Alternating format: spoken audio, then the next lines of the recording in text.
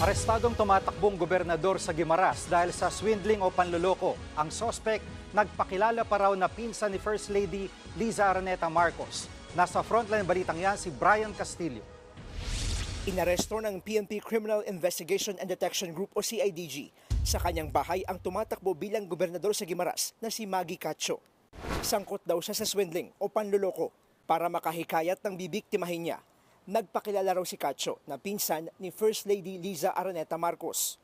Ang modus niya, mangangakong mamadaliin ang pag-aproba sa mga proyekto at kontrata sa gobyerno kahit appointment ng mga opisyal, basta't may kapalit na bayad.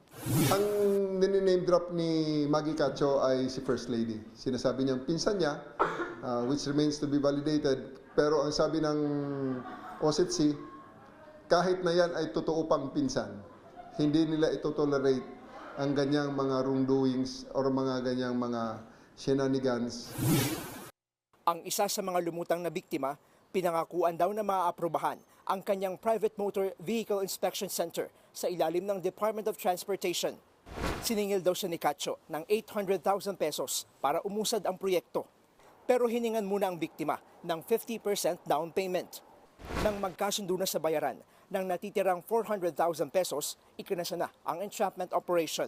Bukod sa pagiging kandidato, kilalang negosyante raw sa Guimaras si Cacho. Kaya posibleng marami ang naniwalang may connection siya sa First Lady. Nakarating daw ang panluloko ng sospek sa Malacanang, kaya agad na ipinag-utos sa CIDG na arestuhin si Cacho. We've been doing this for quite a while since the assumption of BBM as president. Nagpakilala na kaagad, nag-flex na kaagad ng kanyang connections at sinasabi na kaya niya mag-impluwensya nitong mga bagay-bagay na ito. Bukod kay Cacho, arestado rin ang 3 pang individual, kabilang ang isa niyang katiwala at 2 lalaking tauhan pala ng Philippine Coast Guard. Inaalam pa kung bakit naroon sa bahay ng sospek ang 2 taga-PCG. Pero posible umanong nagmumoonlighting ang mga ito bilang security detail. Ang initial information ay they're rendering unauthorized security services. Pero yan is it remains to be validated kasi ang sabi naman ng dalawa is nandun lang sila nagkataon na natimingan lang sila doon sa time ng entrapment operation.